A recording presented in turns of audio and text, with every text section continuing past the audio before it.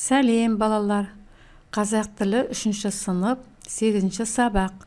Тақырыбы мәтін әңгіме құрастыру. Өлеңді рөлге бөліп оқы. Яғни диалог ретінде балалар бір-біріңмен оқитын боласыңдар. Содан кейін өлеңнің пайымдау бөлігін тауып көшіріп жаз.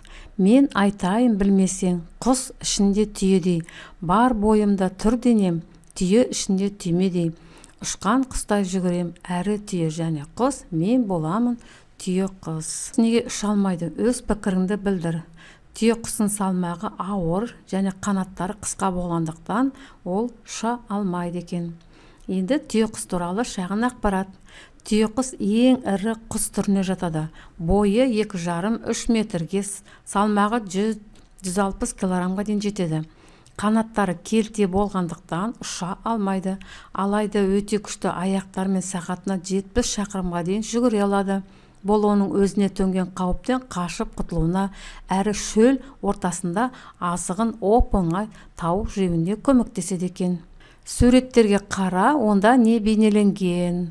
Мына сұрақтарға жауап беріп, астында керекті сөздер арқылы шағын әңгіме құрастыру. Мәтіннің тақырыбы бала мен қоян деп алдық. Бірде бала орманнан қоян көрді. Қоянның аяғы сынып қалыпты.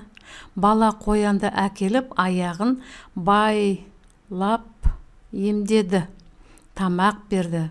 Қоян жазылды. Бала қоянды еркіне жіберді. Яғни бостандыққа жіберді. Балалар, сендер өздерің қандай құс болсын, жануар болсын, үйдегі үй жануары болсын, қандай қамқорлық көрсетесіңдер? Кәнекей ойларымен бөлісіңдер. Өзің хайуанаттарға немесе құстарға қамқорлық жасап көрдің бе? Менің күшігім бар, ол өте сақ. Менің кішкентай досым өте ақылды. Мен күшігіме сүт беріп қамқорлық жасаймын. Оған мейірімділікпен қараймын.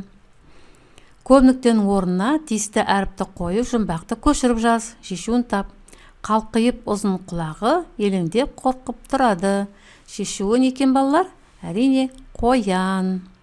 Осымен балалар, біз сабағымызды аяқтаймыз. Сурет бойынша әңгіме құрастырдық.